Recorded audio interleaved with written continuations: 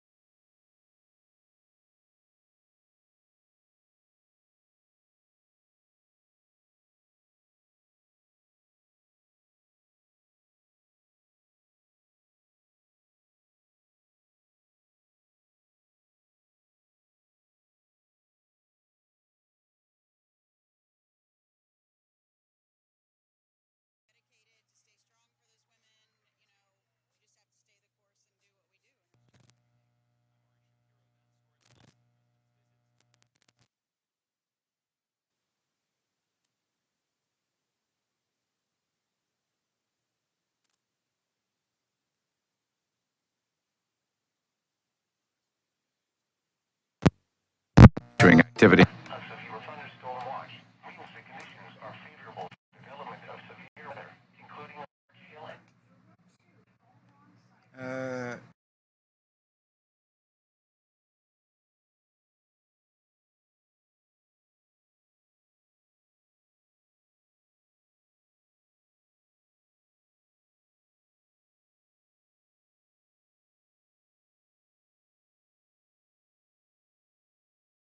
Foundation, celebrating 5 years of philanthropy and supporting efforts to improve post-secondary education for underserved students.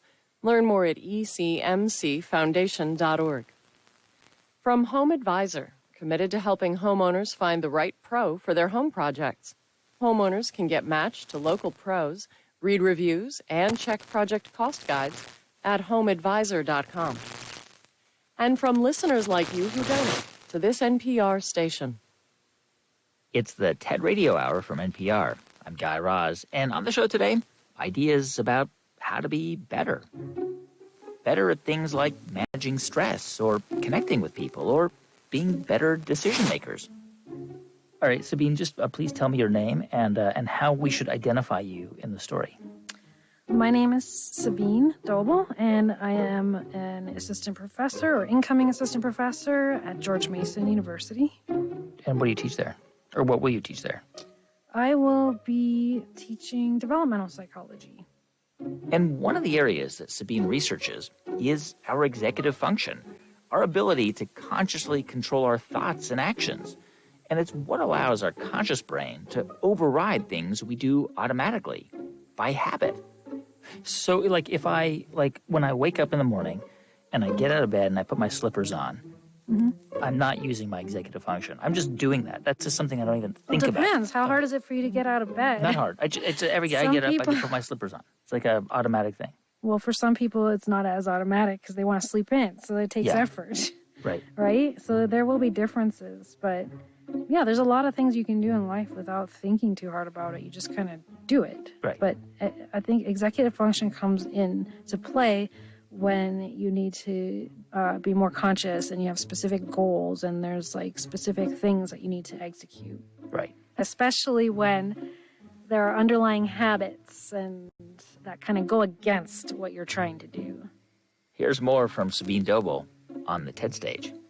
So we use executive function every day in all aspects of our lives. It's what we use when we need to break away from habit, inhibit our impulses, and plan ahead. Executive function is really complex, and it's shaped by numerous factors. It's no surprise that researchers like me are so interested in understanding it and figuring out ways to improve it. But lately, executive function has become a huge self-improvement buzzword. People think you can improve it through brain-training iPhone apps and computer games. Well, I'm here to tell you that this way of thinking about executive function is all wrong. Brain training won't improve executive function in a broad sense because it involves exercising it in a narrow way, outside of the real-world context in which we actually use it. If you really want to improve your executive function in a way that matters for your life, you have to understand how it's influenced by context. And success in real-world situations depends on things like how motivated you are and what your peers are doing. Now, let me give you an example from my research. I recently brought in a bunch of kids to do the classic marshmallow test, which is a measure of delay of gratification that also likely requires a lot of executive function. So you may have heard about this test, but basically kids are given a choice. They can have one marshmallow right away, or if they can wait for me to go to the other room and get more marshmallows, they can have two instead. Now, most kids really want that second marshmallow, but the key question is, how long can they wait? Now, I added a twist to look at the effects of context. I told each kid that they were in a group, like the green group, and I even gave them a green t-shirt to wear. And I said, your group waited for two marshmallows, and this other group, the orange group, did not. And then I left the kid alone in the room, and I watched on a webcam to see how long they waited. So what I found was that kids who believed that their group waited for two marshmallows were themselves more likely to wait. So they were influenced by a peer group that they'd never even met. So what this all shows is just how much context matters. It's not that these kids had good executive function or bad. It's that the context helped them use it better. I mean, that would suggest that you can actually improve a child's executive function if you can somehow convince them to wait. It would suggest that it's possible to change the way that people make decisions. I totally agree. I mean, there's all kinds of examples where this seems to happen. You can really exploit things like social influences to help you do things that you want to do, like to help you use that executive function to get out the door and go exercise, for example, and to maintain an exercise routine. Like group exercise, I think a lot of people have already picked up on this. Like group exercise works because you get used to being in an environment with other people who have friendly faces that you know, and they expect you to be there. And it becomes more meaningful for you. So In a way, like, I think you have to trick yourself, or you have to tell yourself, like, right now you might say, like, there might be some area of life where you want to improve, but you feel like you just can't figure out how to change your decisions or be better, make better decisions. If you can make that more meaningful for you, then it'll be easier for you to kind of use that effort to achieve those goals. So, what does this mean for you and for your kids? Well, let's say that you want to learn Spanish. You could try changing your context and surrounding yourself with other people who also want to learn. And even better if these are people that you really like. That way you'll be more motivated to use executive function. Or let's say that you want to help your child do better on her math homework. You could teach her strategies to use executive function in that particular context, like putting her phone away before she starts studying, or planning to reward herself after studying for an hour. Now, I don't want to make it sound like context is everything. Executive function is really complex, and it's shaped by numerous factors. But what I want you to remember is if you want to improve your executive function in some aspect of your life, think about the context and how you can make your goals matter more to you, and how you can use strategies to help yourself in that particular situation. Don't look for quick fixes. The key part of this is knowing how context shapes your behavior and how you can use that knowledge to change for the better. So what's the slow fix?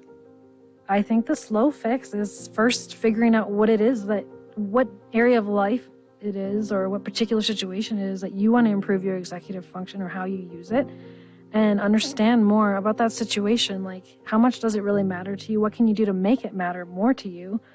And go from there.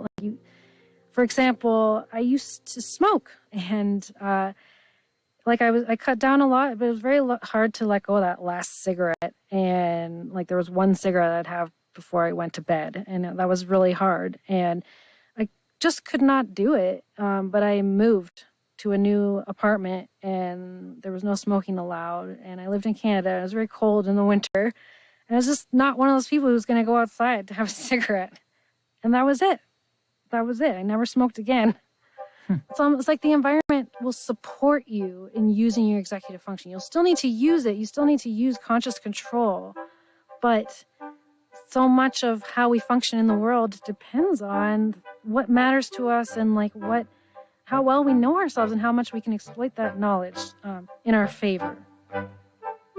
That's Sabine Doble. She's a developmental cognitive scientist and an assistant professor at George Mason University. You can see her entire talk at TED.com.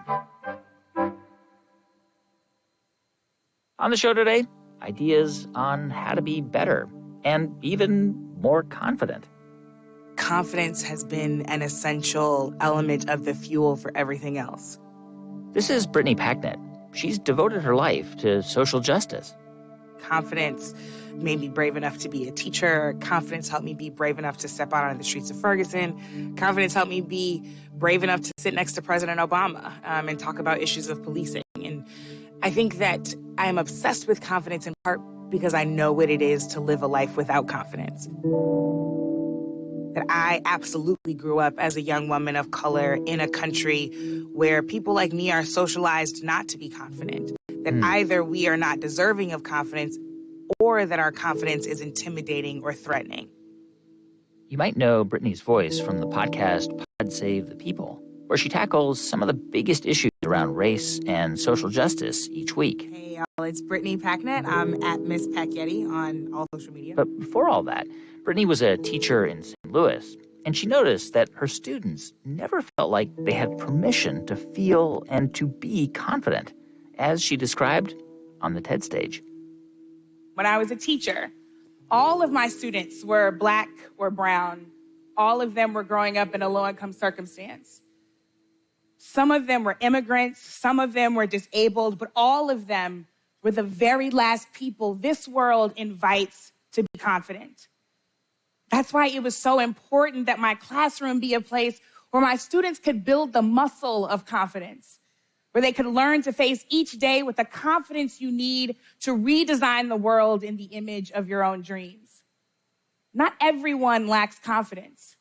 We make it easier in this society for some people to gain confidence because they fit our preferred archetype of leadership.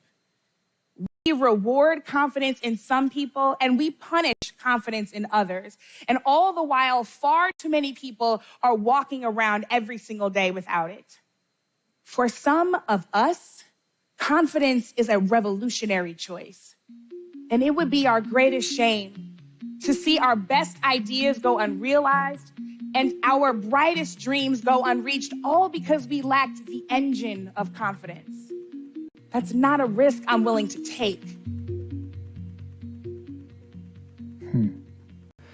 So what do you do when you get a kid who's sort of looking around and saying, this country or this society or this community wasn't made to give me opportunities? Like, what do you do when a kid like that says, what do I have to be confident about? Like, how do you make the case? It's so interesting because young people don't start out that way. The world teaches them to lack confidence. That's not how they begin. Sociologists would talk about a cycle of socialization where you're born into a family, and if you're fortunate, right, that family is encouraging you, they're showering you with love, they're giving you all of the reasons to believe in yourself. But as you start to interact with the world more and more for reasons of identity, for reasons of economics, for reasons of geography, for reasons of gender and gender identity, the world will start to teach you that either who you are will be punished or it will be celebrated. Yeah. And that socialization moves young people, especially young people on the margins, to a place where they